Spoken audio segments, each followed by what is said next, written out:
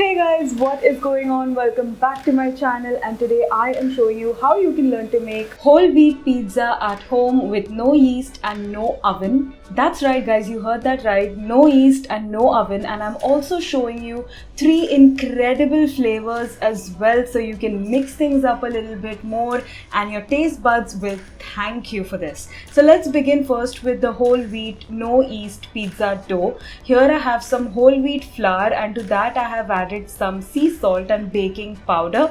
I'm going to use my fingers and rub the salt and baking powder into the rest of the flour. If there are any lumps in the sea salt, then you're just going to break it apart so they spread around evenly in the dough. Now it's time to add our wet ingredients, and here I'm first going to add some yogurt. I use full fat yogurt.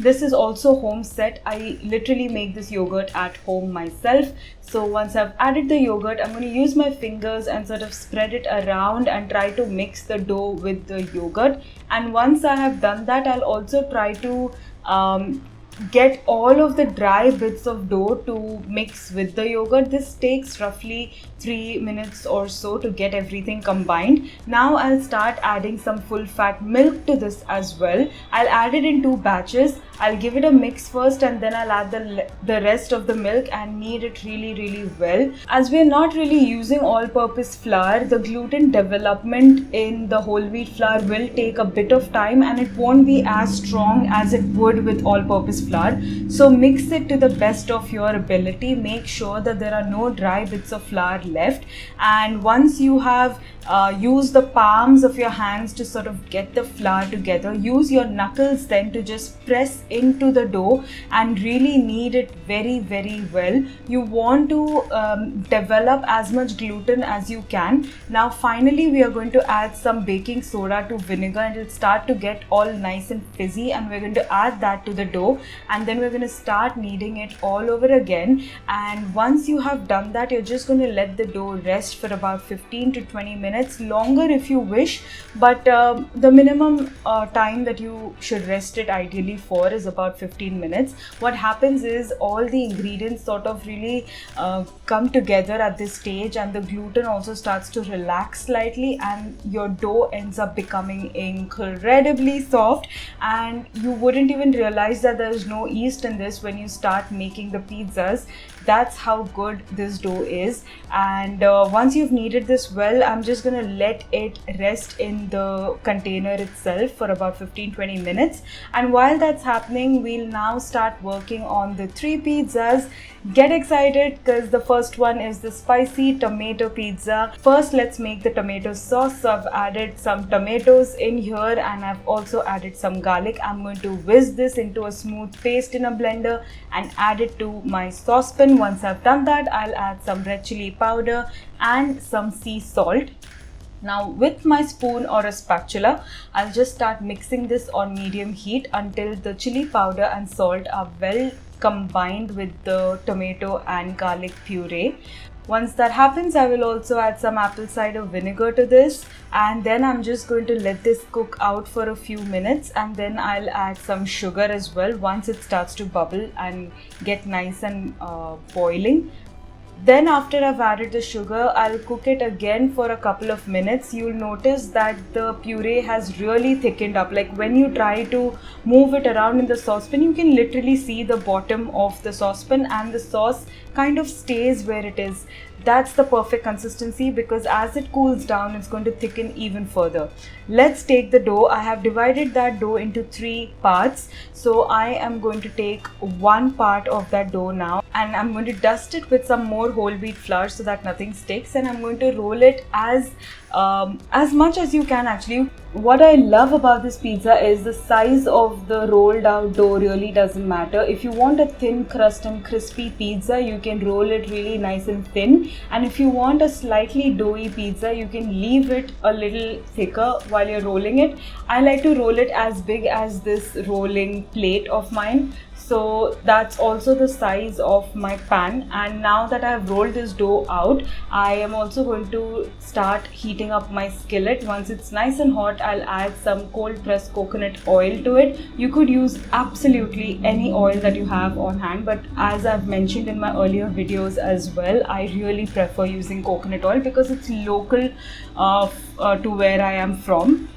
Now once that pan is hot enough, now the heat here is high because you want to cook it at a high temperature, at least on one side for now. You're going to gently place that rolled out dough, and then once it starts to sizzle, you're going to check with your spatula if it's cooked underneath, and this takes roughly 2 minutes or so. Now the heat here is medium. After you place the rolled out dough on the skillet, you'll turn down the heat slightly so you don't burn the pizza. Now you'll flip it over and look at that gorgeous color. You have to flip this over because you're not baking this in the oven. So if you don't, the top side of the dough will remain raw. So flip it over, and on the cooked side you will add some of that tomato paste. Actually, you're going to add all of it because this recipe makes just enough for one pizza.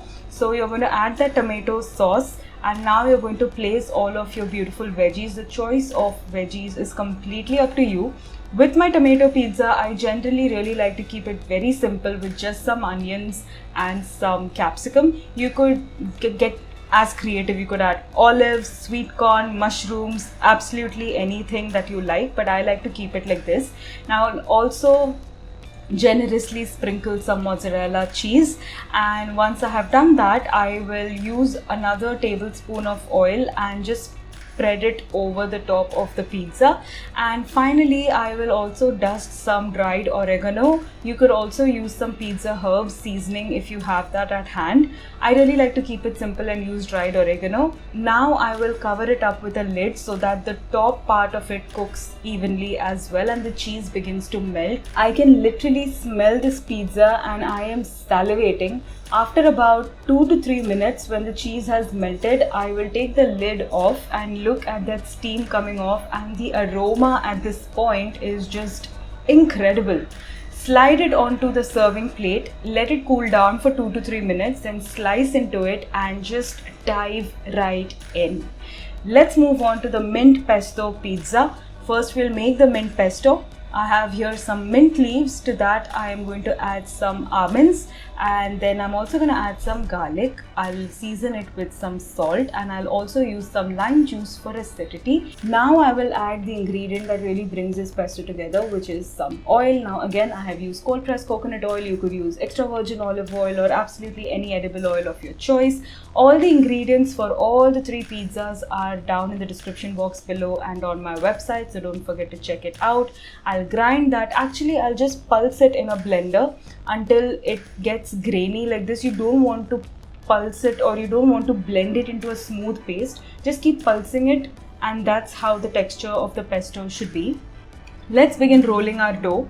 Now we follow the exact same procedure. We roll the dough out to the thickness of your liking, and what I will also do is also keep dusting in between the rolling. I'll also dust some whole wheat flour so that nothing sticks. Now again, heat the skillet, add some oil, and once that's done, we will place gently our rolled out pizza dough onto the skillet. The heat initially is on high, and then when you place the pizza dough onto the skillet, you turn it down to medium so that the sides don't burn. Now once I have realized that the underside has cooked, I will flip it over with my spatula, and now I'll start doing the exact same thing. I'll use that pesto that we just made, and I'll spread it all along the surface of the pizza. And once I've done that, I'll start adding my veggies. Now with pesto, the classic thing that I like to add to it is some sliced tomatoes and onions, and I just think the simplicity of this whole thing is so powerful and so delicious as well. Just some plain sliced onion rings, tomatoes and pesto with some mozzarella cheese, and that is absolutely divine. It's so comforting and it makes for an excellent lunch idea, especially because it's super healthy, made with all whole foods. including the pesto, which was made right in your own kitchen. Add the mozzarella cheese, sprinkle with some dried oregano flakes, and also add some oil. Now cover it up again with a lid so that the cheese melts away, and this takes about 2 to 3 minutes on a medium flame or medium heat. Now let's lift it up and just watch. So now my pizza is all nice and melting away. Look at that stretching cheese over there which stuck to my lid. I'm going to again serve this on a cutting board, and then I'll slice into the pizza. Look at the underside and how crispy and deliciously golden brown that has gone. It's so ideal for lunch and even for dinner actually, or even for breakfast if that's what you prefer.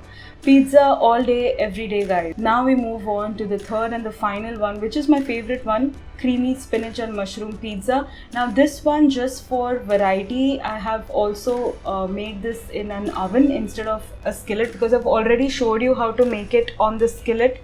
So first let's begin with making the white bechamel sauce. So here I have added some ghee. To that I have added some garlic and now some finely chopped onions. We wait for it to go really nice transparent, and once that happens we'll add the whole wheat flour, and then we'll just keep cooking this on a medium heat so that the flour sort of gets roasted on the pan as it cooks with the onion and garlic and the ghee. The smell coming out of this right now is so delicious. Now a little at a time we'll start adding some full fat milk, and after, I usually like to do this in about 3 to 4 additions. I'll add the first installment of that milk, and then I'll just use my whisk. I've swapped my spatula for the whisk because using a whisk here is important so that no lumps are formed. The whisk keeps lumps away and makes sure that your bechamel sauce is nice and smooth. So keep whisking this as you keep adding more and more of the milk. And once you've added all of the milk, you're just going to let this boil. I'm going to season it with some sea salt and keep boiling this for about 4 minutes, and this heat again is on medium. Keep whisking it all the time so that nothing sticks, and after about 4 minutes you will notice that the sauce has thickened so much. You can see that you can actually see the bottom of the saucepan, and as this cools down now, it's going to thicken even more. Now again the same procedure, we're going to roll the dough out, but this time we're not going to bake it on a skillet, we're going to bake it in the oven. So the oven is preheating at 250 degrees Celsius with a steel plate inside it. So you want to preheat the plate with the oven, and then you're going to bring that plate onto your stove top and dust it generously with some flour. And once you do that, you'll notice that the flour really starts to burn, but don't worry about this. This will not get transferred to your pizza in any way.